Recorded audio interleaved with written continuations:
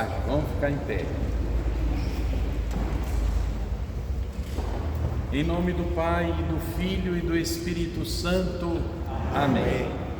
Vinde, Espírito Santo, enchei os corações dos vossos fiéis e acendei neles o fogo do vosso amor. Enviai o vosso Espírito e tudo será criado e renovareis a face da terra. Oremos.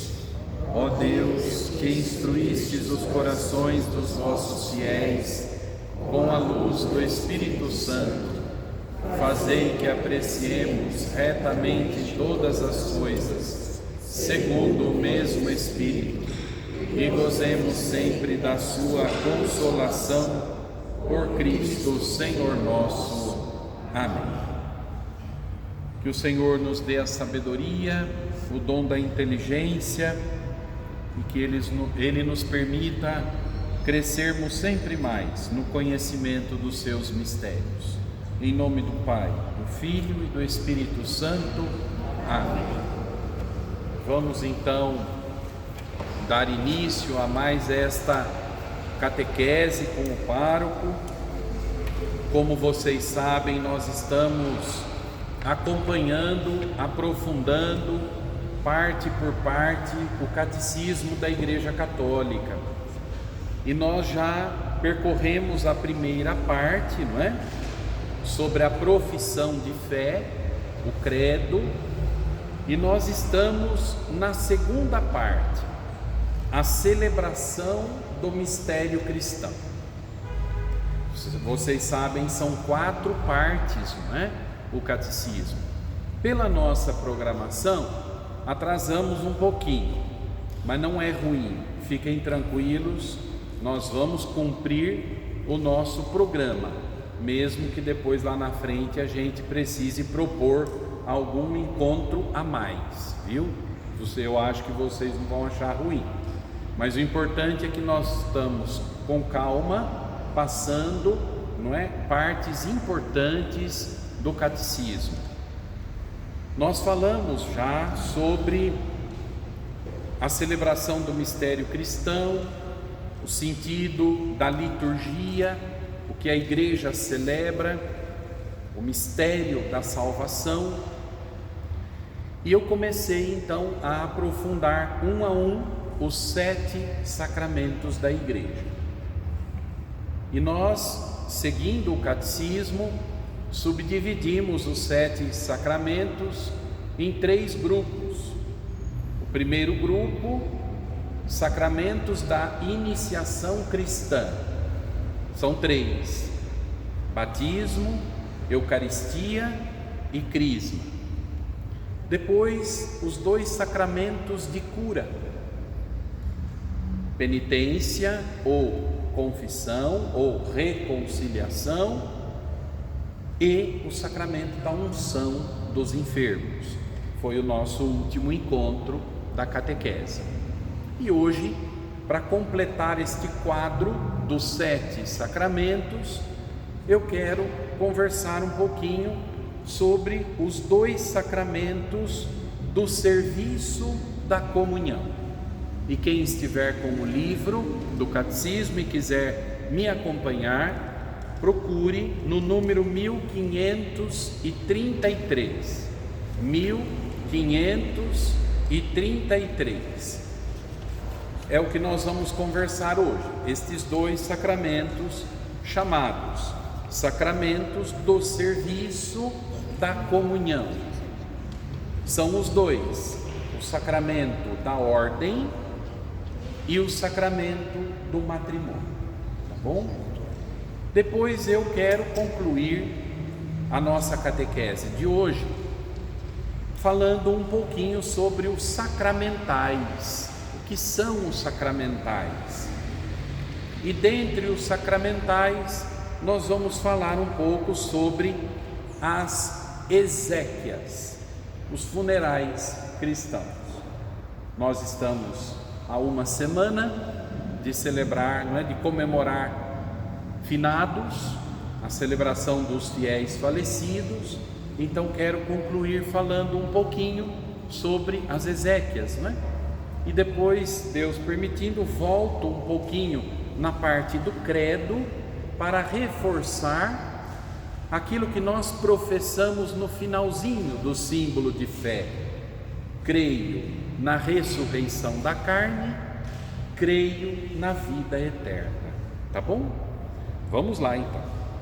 No número 1533, quem quiser acompanhar comigo, o batismo, a confirmação e a Eucaristia são os sacramentos da iniciação cristã.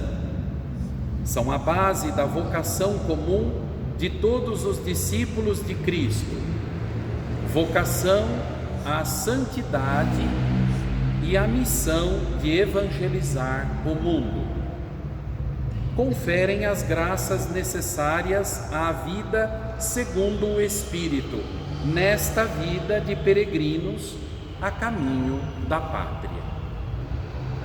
Dois outros sacramentos, a ordem e o matrimônio, estão ordenados à salvação de outrem.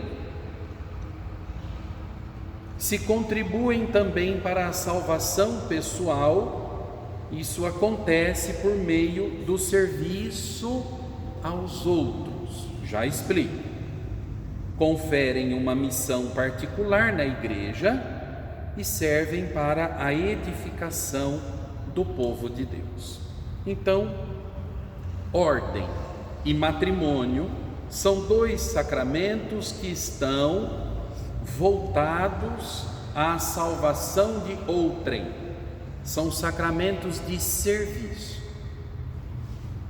Por qual razão existe, pelo sacramento da ordem, o ministro ordenado, seja o bispo, seja o padre, seja o diácono?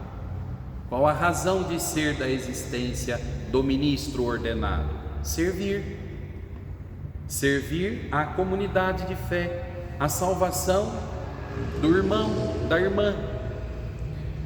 Da mesma forma, pensando o matrimônio como sacramento de serviço, da comunhão. Matrimônio por si só é expressão de comunhão. Comunhão entre o homem e a mulher, no amor que os une, de tal modo que não são dois, mas um só coração. E este sacramento está voltado à salvação recíproca um do outro. O esposo, visa a salvação da esposa, e vice-versa, a esposa visa a salvação do esposo. Então é neste sentido que são dois sacramentos de serviço, voltados, ordenados à salvação do outro, do próximo. De certa forma, nós podemos dizer assim: o ministro ordenado está dirigido a uma união de comunhão com a comunidade de fé a qual ele serve. Eu às vezes sempre digo, o padre é destinado a casar-se com a sua comunidade. Como pai, pastor, ele está casado com a comunidade. Quando se consagra, quando se ordena o bispo, tem uma coisa muito bonita no rito da ordenação, que é a entrega do anel do bispo, e o bispo é chamado o esposo da igreja. Olha que bonito, o esposo da igreja. Então, de certa forma, há esta dimensão de comunhão, de amor, que une o ministro à igreja, à comunidade de fé. Da mesma forma, no matrimônio, está unido o homem à mulher, a mulher ao homem. E olhem que beleza, São Paulo diz que ele entende o mistério da união do homem e da mulher no matrimônio à luz da união de Cristo com a igreja. O ministro ordenado faz as vezes de Cristo cabeça para desposar a igreja. Olha que bonita essa imagem, não é? Entre o ministro ordenado, que é um verdadeiro esposo da comunidade de fé, unido à comunidade no vínculo de comunhão, de amor e de serviço, assim como o matrimônio então brota também deste mistério. Tudo bem até aqui? O número 1535. Nesses sacramentos, os que já foram consagrados pelo batismo e pela confirmação do batismo, que é o crisma, para o sacerdócio comum de todos os fiéis, podem receber consagrações específicas. Os que recebem o sacramento da ordem são consagrados para ser, em nome de Cristo, pela palavra e pela graça de Deus, os pastores da igreja. Por sua vez, os esposos cristãos, para cumprir dignamente os deveres de seu estado, são fortalecidos e como que consagrados por um sacramento especial. Então, a partir do artigo 6º em diante, o catecismo vai aprofundando para nós estes dois sacramentos de serviço da comunhão, a ordem e o matrimônio. Eu convido vocês a irem no finalzinho deste conteúdo para olharmos ali o resumindo, que ajuda a gente a, de fato, fazer uma síntese de todo este conteúdo. Pulem para o número 1590, primeiro. 1590. Vocês sabem que no início da igreja foram constituídos homens para o serviço da comunhão, para o pastoreio do rebanho de Cristo, na continuidade da missão apostólica. Os próprios apóstolos foram designando, aqueles que lhes deviam suceder. Se nós pensarmos nos Atos dos Apóstolos, quando são escolhidos aqueles 7 diáconos para o serviço da caridade, para atender as viúvas dos gregos que estavam desatendidas, para que não houvesse, portanto, ninguém sem acolhida na comunidade, 7 diáconos para este serviço. Diaconia é serviço da caridade, e para que os apóstolos pudessem cuidar, da palavra, do anúncio da palavra. Com o passar do tempo, nós vamos vendo que nas comunidades de fé surgem estas figuras: o diácono, o presbítero, hoje nós o chamamos padre, e o sucessor do apóstolo, que é o episcopo.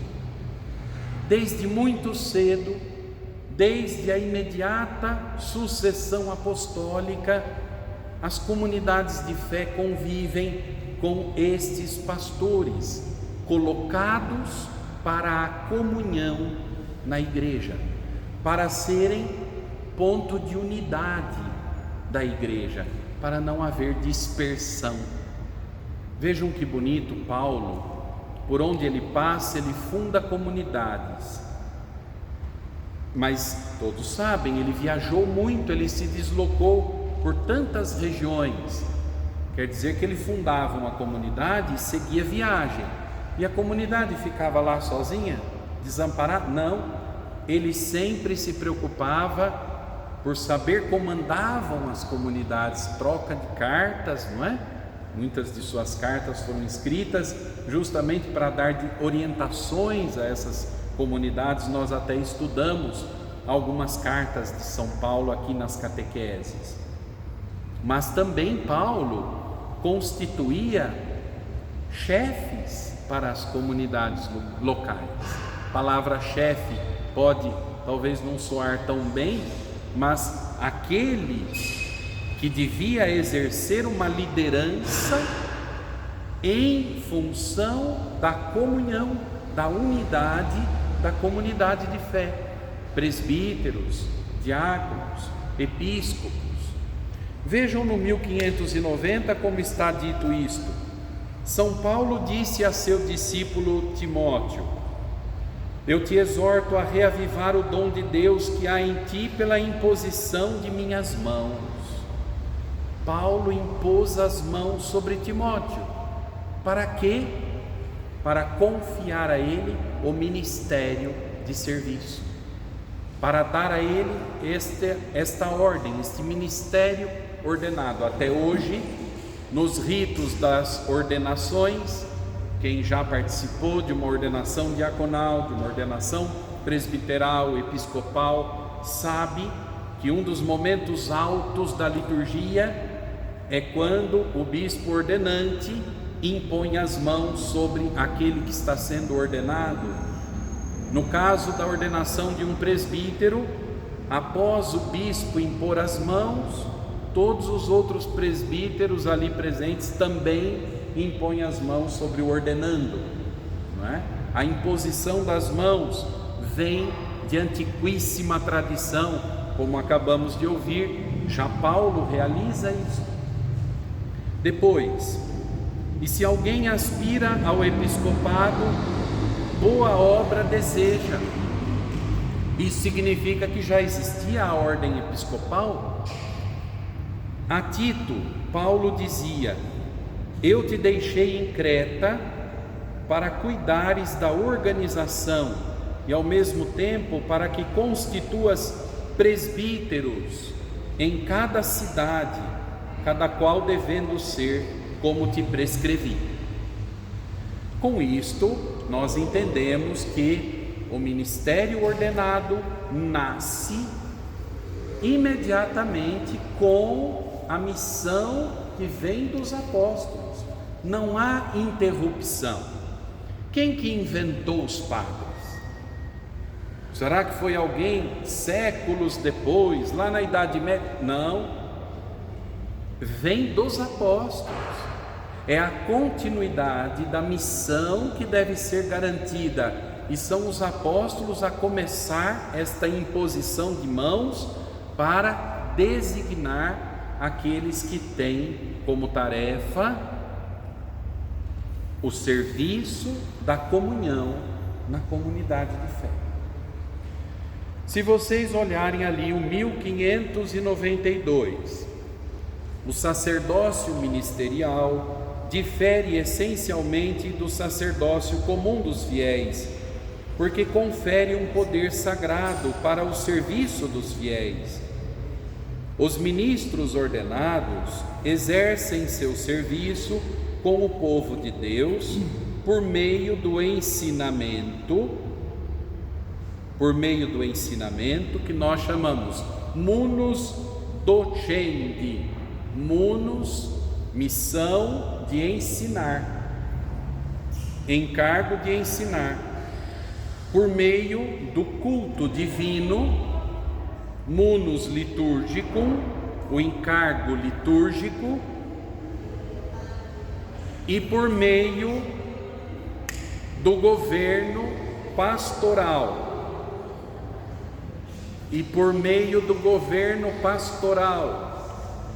Munus regendi, o encargo de governar. Então vejam, aquele que é ordenado para ensinar, para presidir o culto, e presidindo o culto, celebrando para santificar o povo de Deus, e para governar, para administrar a igreja, a comunidade. Olha aqui, uma tríplice tarefa importantíssima de pastoreio, não é? Nós chamamos assim, uma palavra difícil, tríplice munera, tríplice missão: ensinar, santificar, governar. Isto deve fazer, em primeiríssimo lugar, o bispo, o pastor próprio de uma igreja diocesana, em função do bispo, como colaborador do bispo, deve fazer isto também o padre, sobretudo aquele que é pároco de uma comunidade, em nome do bispo e em comunhão com ele, colaborando com ele. Ensinar, santificar, governar.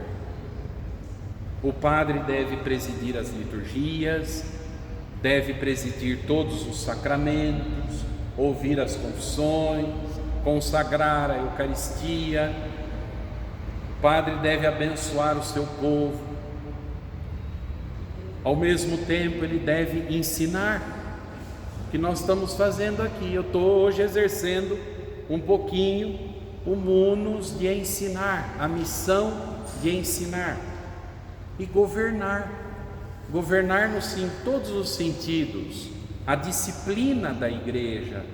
Se as coisas não estão bem organizadas, para haver uma organização interna na comunidade de fé, cabe ao pároco ajudar nesta organização, chamar a esta organização, organizar o que é o recurso material da comunidade, fazendo chegar àquilo que este recurso se destina. Então isto é governar a disciplina da igreja. Tudo bem até aqui? Desde as origens, o ministério ordenado foi conferido e exercido em 3 graus: o dos bispos, o dos presbíteros e o dos diáconos. Nós temos aqui um diácono permanente, o diácono Marco, não é? Então ele é um homem casado que vai exercer o diaconado permanente, ou seja, por toda a vida dele. Um homem solteiro, não casado, ele pode receber o sacramento da ordem no grau do diaconado, em vista do presbiterado. É o primeiro grau do sacramento da ordem. A gente diz que é o diácono transitório. Por que transitório? Porque ele vai exercer o diaconado e depois será ordenado presbítero, padre. Presbítero é o padre, o sacerdote, não é? Então são estes os graus do sacramento da ordem: diaconado, presbiterado, episcopado. Pois bem, o bispo, os ministérios conferidos pela ordenação são insubstituíveis na estrutura orgânica da igreja. Sem o bispo, os presbíteros e os diáconos, não se pode falar de igreja. Mas só o bispo, o presbítero e o diácono é a igreja? Não, a igreja é o corpo todo de Cristo. Já pelo batismo nós somos constituídos igreja, inseridos na igreja. Por isso que nós dizemos que há um ministério, um sacerdócio comum dos fiéis pelo batismo, não é? Muito bem. O bispo recebe a plenitude do sacramento da ordem, que o insere no colégio episcopal e faz dele o chefe visível da igreja particular. Quando eu digo igreja particular, quando o catecismo diz, entendam, a diocese, igreja particular, é a mesma coisa. No nosso caso, a diocese de Santo André, que abrange estas cidades do grande ABC. Os bispos, como sucessores dos apóstolos e membros do colégio, participam da responsabilidade apostólica e da missão de toda a igreja, sob a autoridade do Papa, que é o sucessor de São Pedro. Então vejam como há uma organização, a gente diz, é uma organização hierárquica. Aqui o catecismo usou a palavra, uma organização orgânica de toda a igreja. Pedro recebeu de Cristo esta missão de ser o chefe do colégio dos apóstolos. sucessor de Pedro, o Papa, o Bispo de Roma, tem precedência sobre toda a Igreja. Unidos a ele, ao Papa, os bispos governam, santificam, conduzem, ensinam, instruem suas igrejas locais, suas dioceses, para cooperar com a missão dos bispos, os padres e os diáconos.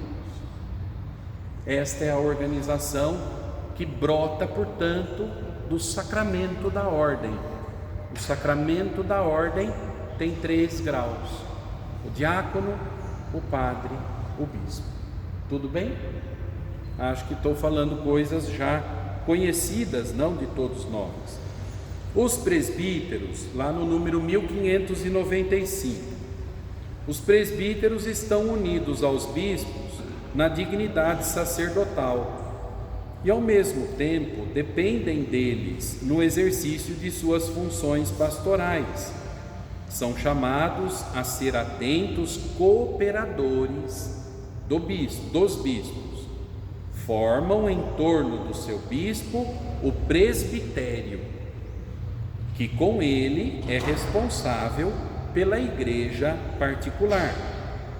Recebem do bispo o encargo de uma comunidade paroquial ou de uma função eclesial determinada.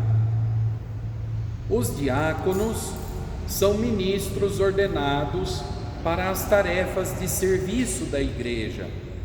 Não recebem o sacerdócio ministerial, mas a ordenação lhes confere funções importantes no ministério da palavra, do culto divino, do governo pastoral e do serviço da caridade, tarefas que devem cumprir sob a autoridade pastoral de seu bispo.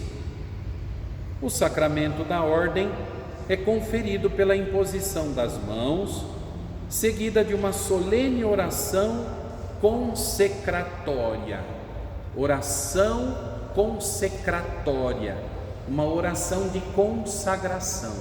Consagra o diácono, o padre, o bispo. Uma oração consecratória, que pede a Deus para ordenando as graças do Espírito Santo necessárias para exercer o seu ministério. A ordenação imprime um caráter sacramental indelével, não se arranca mais. Quando diz imprime uma marca indelével, quer dizer não se arranca mais. Lembram quando nós falávamos do batismo? Uma vez batizado, não tem desbatismo. O batismo imprime uma marca, um caráter indelével, um selo na alma. Da mesma forma, o sacramento da ordem não tem como arrancar. Mesmo aquele padre que porventura deixe o ministério, o exercício, mesmo ele, vocês sabem que o padre pode deixar o ministério, ele tem que pedir para o Papa, por meio do bispo dele, local. Ele pode dizer: olha, eu não quis ser padre, mas daqui para frente não estou dando mais conta, e quero casar. Então, honestamente, ele deve pedir ao seu bispo e pedir diretamente ao Papa. O Papa concede uma dispensa do exercício do ministério, mas o sacramento da ordem não se arranca. Ele é padre por resto da vida, sem exercer. Sabiam disso? Não tem como arrancar. E mais, somente em casos extremos, se não tiver sobre este padre nenhum tipo de suspensão, de excomunhão ou qualquer coisa, de excomunhão, sobretudo, ele pediu a dispensa do exercício do ministério, foi concedida a ele, ele continua um cristão, ainda que ele se case com alguém, constitua uma família, numa situação extrema, em perigo de morte, somente numa situação extrema, em perigo de morte, ele pode administrar sacramento para a pessoa que está morrendo na frente dele naquela hora. Entenderam? Se não pairar sobre ele nenhum tipo de veto disciplinar, de excomunhão, essas coisas todas, né? Tudo depende do modo como ele saiu do exercício do ministério, né? Uma vez padre para sempre, imprime marca indelével. Muito bem. A Igreja só confere o sacramento da ordem a homens viris batizados, cujas aptidões para o exercício do ministério foram devidamente comprovadas. Cabe à autoridade da Igreja a responsabilidade e o direito de chamar alguém para receber as sagradas ordens. Então, para isso existe, por exemplo, em cada diocese, um seminário devidamente estruturado para preparar estes homens de bem, de reta intenção, preparados devidamente para então serem ordenados e exercerem o ministério. Na Igreja Latina, o sacramento da ordem para o presbiterado normalmente é conferido apenas a candidatos que estão prontos a abraçar livremente o celibato e manifestam publicamente sua vontade de guardá-lo por amor do reino de Deus e do serviço aos homens. Isto aqui é um dom e brota do Evangelho. O rapaz que está no seminário tem que ser ajudado a discernir a sua vida, se ele tem este dom de Deus para viver sem o matrimônio, viver de modo celibatário. Isto aqui implica um discernimento, um acompanhamento humano, um acompanhamento afetivo, para ver as condições do rapaz. Você tem condições de levar, de sustentar esta entrega, esta renúncia para desposar a igreja? Lembram a conversa do começo? Minha gente, se o padre conscientemente assume esta missão, consagrado como no dom do Espírito Santo, pela graça do seu estado sacerdotal, se ele assume de coração este ofício, pode ter certeza, não vai ter carência nenhuma. Ele é suprido humanamente, tem o afeto de uma comunidade, se sente pai e pastor de uma comunidade, nunca está sozinho, porque muita gente acha isso, coitado do padre celibatário, vive solidão, uma solidão terrível. Olha, eu 22 anos de padre, eu estou tentando ainda achar essa solidão. Não dá tempo de ficar sozinho, de ter solidão.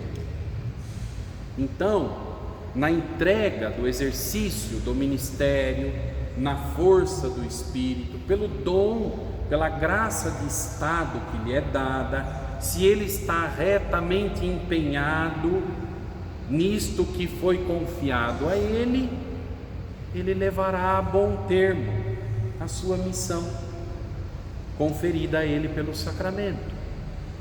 Quantos padres bons, excelentes, retos, humanamente bem formados, equilibrados, verdadeiros homens de coração, verdadeiros pais, pastores do povo. Às vezes algum dá problema, né? E aí, já ouviram aquela história? Numa floresta inteira, uma árvore que cai faz mais barulho do que 1000 árvores germinando. A germinação é silenciosa, mas a queda de uma árvore é um estrondo, não é verdade? Então, às vezes a gente ouve assim, olha, quando tem algum episódio de problema, né? Ah, tá vendo? Os padres têm que casar para não dar nisso. Não é assim. No Evangelho, os apóstolos, teve quem casou, Pedro, e teve quem não casou. Paulo, por exemplo, não era casado. Os dois vértices, as duas colunas da igreja são exemplo disso, um casado e não casado. Na igreja do Oriente, é possível que um presbítero seja casado. Para isto acontecer, quando eu digo a igreja do Oriente, eu digo as igrejas ortodoxas. Para isso acontecer, primeiro ele precisa se casar, depois ele abraça o sacerdócio. Uma vez sacerdote, sem se casar, tem que ser celibatário até o fim. Isto lá no Oriente. Aqui no Ocidente, não é? Requer-se a disciplina do celibato para o exercício do ministério sacerdotal. Muito bem. Tudo bem até aqui, minha gente? Quem confere o sacramento da ordem? Quem pode celebrar o sacramento da ordem? Um padre pode ordenar outro padre? Não. Um diácono pode ordenar outro diácono? Não. Só quem confere o sacramento é o bispo. Dele, a plenitude do sacramento da ordem emana, não é, a administração dos outros graus. Ele faz o diácono, ele faz o padre. E para um outro bispo ser ordenado, precisa ter 3 bispos, certo? 3 bispos fazem um novo bispo. Tudo bem? Isso desde as origens da igreja. Desde as origens da igreja. Um principal, um consagrante principal e outros 2 que são escolhidos, certo? Vamos avançar mais um pouquinho. Convido vocês a irem comigo lá no número 1659. Vamos falar agora um pouquinho sobre o matrimônio. O matrimônio une um homem e uma mulher. Um homem e uma mulher. Para que, unidos no amor, formem a célula base da família cristã. Vejam lá, 1659. São Paulo diz: maridos, amai as vossas mulheres como Cristo amou a igreja. É grande este mistério, refiro-me à relação entre Cristo e sua igreja. Como é que Cristo amou a igreja e se entregou por ela? Ali, dando a vida. Maridos, amai vossas esposas, como Cristo amou a igreja e se entregou por ela. Quer dizer que o marido precisa, se preciso for, ir até ao sangue pela sua esposa, dar a sua vida por ela. Da mesma forma, a esposa, nesta entrega mútua, recíproca, dá a sua vida pelo seu esposo. O amor cristão tem sempre no seu cerne uma dimensão de entrega de vida. Por isso, às vezes a gente diz assim: o amor, sacrifício. Ninguém tenha medo desta palavrinha, sacrifício. A gente não gosta muito dela, porque vivemos na sociedade, na cultura do conforto, do bem-estar, tudo fácil, tudo rápido, sem dar trabalho. Nós nos habituamos a isto. Na verdade, o sacrifício é algo nobre para o ser humano. A própria palavra sacrifício é linda. Sacrum facere, de onde vem sacrifício, quer dizer tornar sagrado, tornar uma ação sagrada. Portanto, se um pai, uma mãe se sacrifica por um filho, quer dizer que para eles aquele filho é sagrado. E isso não é nobre? Isso não é belo? Aquela dor de cuidar de um filho Quantas noites em claro, quantas preocupações, quantas lágrimas. Aquilo não é para um bem? É. Depois que as dores passam, um pai e uma mãe se alegram pelo filho criado e olham e dizem: conseguimos vencer. Foi um sacrum facere, foi tornar sagrado o fruto do nosso amor, o filho, a filha. Olha que bonito isso. Então não tenham medo da palavra sacrifício. Na vida nada se conquista de consistente sem sacrifício. Será que para eu chegar a ser um padre não teve sacrifício? Meu Deus! E a renúncia, as renúncias não são sacrifícios? São. Feitos estes sacrifícios na má vontade, na reclamação, na murmuração, me toca fazer, por quê? Não. Se eu discerni bem, se eu me preparei bem, se eu tomei bem esta decisão e dei o passo livremente, não é na murmuração que o sacrifício se dá. Será um sacrifício temperado de amor. Sabe aquele cansaço feliz? Vocês já experimentaram algum cansaço feliz? Eu experimento sempre. No final de um domingo, como hoje, por exemplo, a hora que acabar tudo e eu chegar na minha casa, lá por volta de 9 horas, 9 e pouco da noite, eu vou sentar e vou dizer: estou cansado, mas estou feliz porque foi um dia lindo. Pude celebrar, pude encontrar o povo de Deus, falar a palavra, dar o corpo e o sangue do Senhor, fazer esta catequese, daqui a pouquinho batizar jovens e adultos. Hoje teve retiro das crianças, dos coroinhas cerimoniários, eles lá chegando, estive lá com eles, não parei um minuto, cansado fisicamente, mas feliz, por ver os frutos. Ou o trabalhador que sua o rosto diariamente ali, dia após dia, batendo lá o seu cartão, né? Horário de entrada, horário de sair, acordando cedo, enfrentando os trânsitos do ABC, não é? Pegando os transportes, indo para o trabalho, voltando no fim do dia, cansado.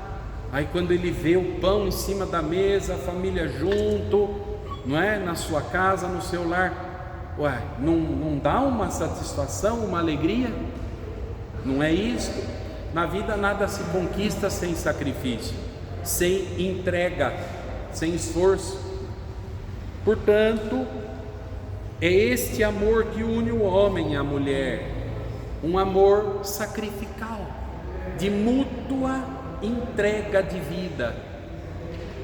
1160, o pacto matrimonial pelo qual um homem e uma mulher constituem entre si uma íntima comunidade de vida e de amor, foi fundado e dotado de suas leis próprias pelo Criador. Por sua natureza, o matrimônio é ordenado ao bem dos cônjuges, ou seja, do homem e da mulher, do esposo e da esposa, como também à geração e educação dos filhos. Por que o homem se casa com a mulher? Para o bem um do outro, em primeiro lugar, porque o amor quer o bem do outro. E este querer o bem um do outro também implica a santificação um do outro. E além do bem um do outro, o bem do fruto do amor deles, que são os filhos, não é? Os rebentos que brotam do amor entre o homem e a mulher. Então, entre os batizados foi elevado o matrimônio por Cristo Senhor à dignidade de sacramento. O sacramento do matrimônio significa a união de Cristo com a Igreja. Concede aos esposos a graça de amarem-se com o mesmo amor com que Cristo amou sua igreja. A graça do sacramento leva à perfeição o amor humano dos esposos, consolida sua unidade indissolúvel e os santifica no caminho da vida eterna. Para o matrimônio cristão, é preciso ter esta consciência de 3 coisas importantes. É uma união por toda a vida, indissolúvel, não dissolve. Mateus 19, o que Deus uniu, o homem não separe, por toda a vida. Segunda coisa, além da indissolubilidade, fidelidade. Ele só tem ela só tem ele. Qualquer coisa fora do vínculo, não é? Dos cônjuges, é infidelidade, é adultério, e isto é pecado grave, fere diretamente o sacramento do matrimônio, não é? Sem falar que implica inferir esta monogamia. A tradição cristã se funda sobre a monogamia. O homem só tem uma esposa, a esposa só tem um esposo. Não é como em outras tradições religiosas que o esposo, podendo sustentar, pode ter quantas esposas ele quiser. Não, isso aí é a poligamia. Então, fidelidade a toda prova. E a terceira coisa, a geração dos filhos, querer ter filhos abertos à vida e educá-los no amor de Cristo e da igreja. Quando os noivos vêm para se casarem, na entrevista que é preciso que se faça com o padre, eu pergunto para os 3, abraçando o matrimônio, vocês vão prometer um ao outro indissolubilidade desse vínculo, vão prometer fidelidade na saúde, na doença, na alegria, na tristeza, tudo aquilo lá, e vão prometer que vocês querem colaborar com Deus na geração da vida, crescei e multiplicai-vos, porque está na natureza do matrimônio. Vocês querem isso? Se um dos noivos disser assim: filho, Deus me livre, não quero, sou contra, o casamento não pode acontecer, não pode, porque está fechado a vida. Ou se disser, é que essa parte pode até ser que pensem, mas não falam. Ser fiel, não, nem um pulinho de vez em quando, é perigoso. É que isso ninguém fala, pode até pensar. Mas se alguém falasse assim, hoje em dia está tudo tão de perna pro ar, né? Eu gosto dela, vou casar com ela, mas ela já sabe que se tiver alguma coisa, eu vou procurar fora o que eu não encontro dentro. E ela já aceitou isto. Para ela tá de boa, ela aceita numa tranquilidade, já é um acordo entre nós. O matrimônio cristão, o sacramento pode acontecer? Não pode. Fere a fidelidade, mesmo que seja uma infidelidade consensual. Hoje até isso está existindo. Vamos casar, mas vamos combinar aqui, hein? A hora que você cansar, você vai atrás de outro, a gente continua junto. Você vai atrás de eu vou atrás de outro. Pode esse casamento acontecer? Não. Se verbalizar, não pode. Mesma coisa se alguém disser assim, naquele momento de preparação importante para o vínculo sacramental: vou casar, já conversamos, mas se não der certo a gente já separa. Então nem faz. Com esta mentalidade não pode, porque já fere a indissolubilidade. Está casando pensando que pode dissolver. Não. Vejam que é uma vocação Já pensou se eu fosse para o bispo e dissesse assim, lá, às vésperas de ordenar? Eu vou ordenar, o senhor vai me ordenar, mas o celibato, eu não sei não se vou querer ser tão fiel. Ele me ordenaria? Não. Ou então se eu chego e falo, eu quero ser padre, mas vamos ver, se por acaso não der certo, eu jogo tudo pro ar. Não, não é assim. É que hoje está tudo tão momentâneo, tão relativo, tão provisório, que as pessoas já não são ajudadas a assumir algo para a vida toda. É para a vida que nós assumimos, não é? Muito bem, esses últimos minutos, rapidinho, isso é tudo aquilo que impede a vida, a igreja não admite, não é? Não aprova. O que é possível para controle da natalidade? Os chamados métodos naturais. O casal conversa, dialoga na maturidade, chega ao consenso, abraçam o método natural, mas todos aqueles que são artificiais, como nós dizemos, não é? Não combina com a nossa vocação cristã, é impedir a vida. E vou dizer, já vi muito casalzinho novo, evita com todos esses métodos artificiais possíveis e imagináveis, aí interrompe, quando quer engravidar já não consegue mais. Aí começa outra novela de tratamento para conseguir engravidar, ou até métodos que são abortivos, mais graves, não é? Então é preciso refletir, o casal ser ajudado a refletir sobre tudo isso. Planejar não é pecado, e o casal pode planejar o momento certo dos filhos, tem caminhos naturais para isso. Eu acho engraçado que hoje em dia tudo se fala de natural, é ou não é? Alimentação, tudo natural, saudável, tudo natural, nada industrializado, nada processado, cuidado com os ultraprocessados, cuidado com as químicas, né? E aí todo mundo concorda, isso aí, vamos lá, tudo natural, todo mundo no varejão, é ou não é?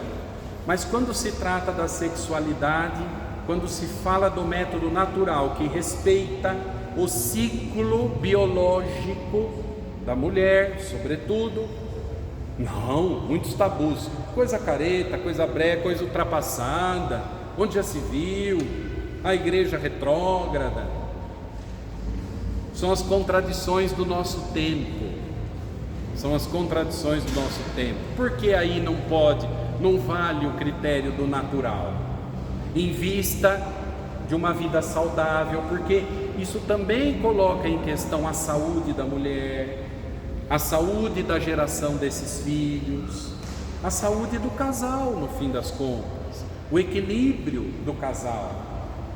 Tudo bem? Respondi? Para terminar, eu queria falar um pouquinho brevemente, sobre os sacramentais. Falamos sobre os 7 sacramentos: batismo, eucaristia, crisma, confissão, unção dos enfermos, ordem e matrimônio. 7 sacramentos. O que são os sacramentais? São, de modo geral, as bênçãos, não é? Que nós fazemos. Por exemplo, uma família chama o padre para abençoar a casa. O padre abençoa a casa e a família. É um sacramento celebrado ali? Não, é um sacramental. O terço, as orações devocionais são sacramentos? São sacramentais. Os exorcismos são sacramentos? Não, são sacramentais, certo? E, dentre os sacramentais, quero falar sobre os funerais cristãos. Começa ali no número 1680. Todos os sacramentos, principalmente os da iniciação cristã, têm por finalidade última a Páscoa do Filho de Deus, aquela que, pela morte, o fez entrar na vida do reino. Agora se realiza o que o cristão confessa na fé e na esperança: espero a ressurreição dos mortos e a vida do mundo que há de vir.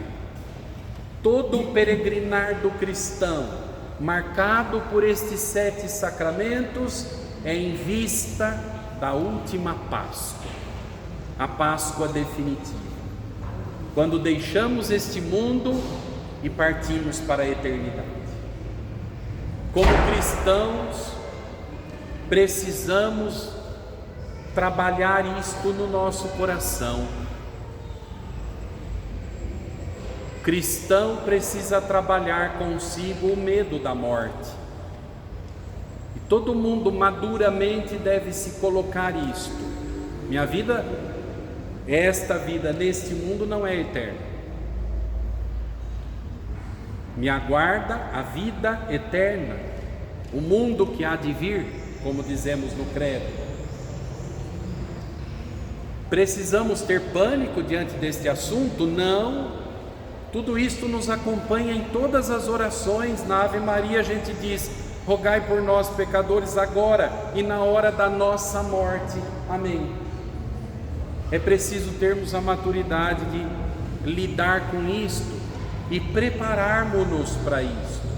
Não é viver pensando obcecadamente que vai morrer, mas é viver de modo tal, na dignidade cristã, que, surpreendido pela morte corporal, tenha a sua alma em estado de graça para a eternidade, para junto de Deus.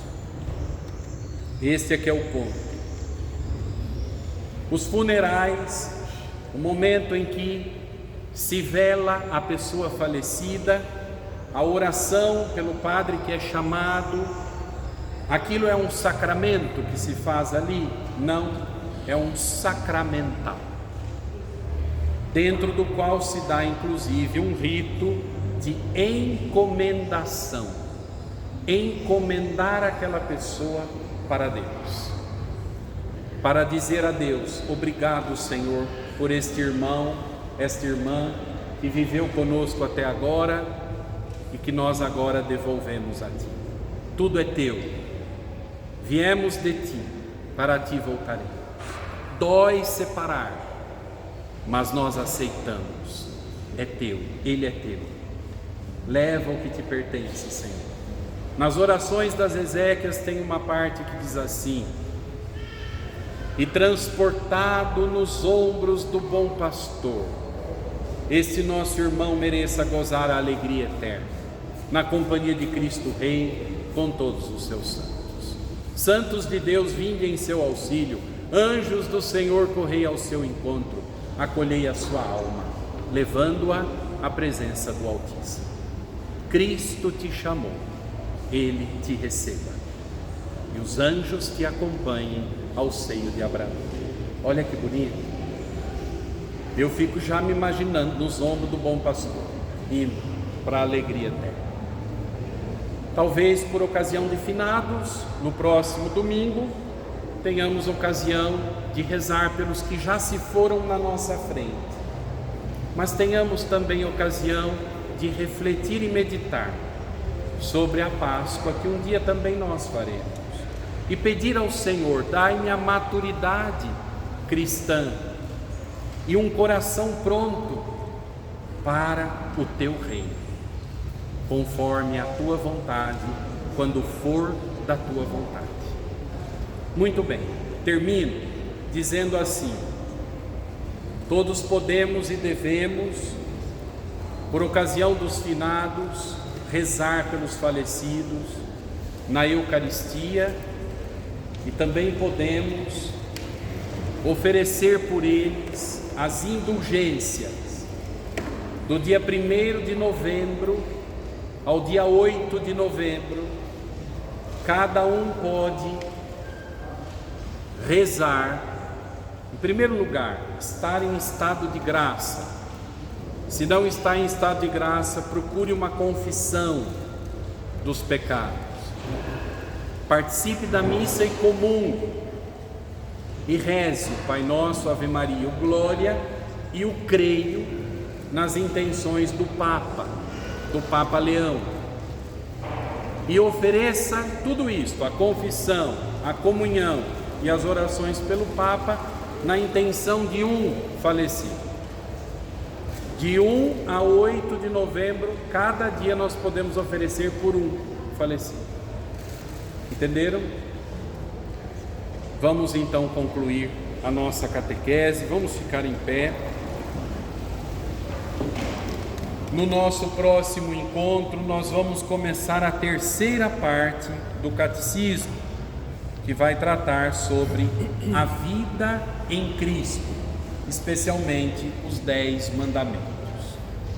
Peçamos a intercessão de Nossa Senhora por todos nós que aqui estamos e desde já rezemos pelos jovens e adultos que daqui a pouco vão ser batizados e farão a primeira Eucaristia.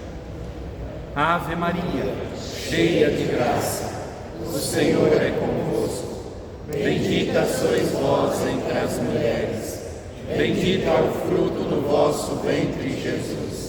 Santa Maria, Mãe de Deus, rogai por nós, pecadores, agora e na hora de nossa morte. Amém. O Senhor esteja convosco. Está no meio de nós. Abençoe-vos Deus Todo-Poderoso, Pai e Filho e Espírito Santo. Amém. Obrigado, pessoal. Até a próxima. Coragem.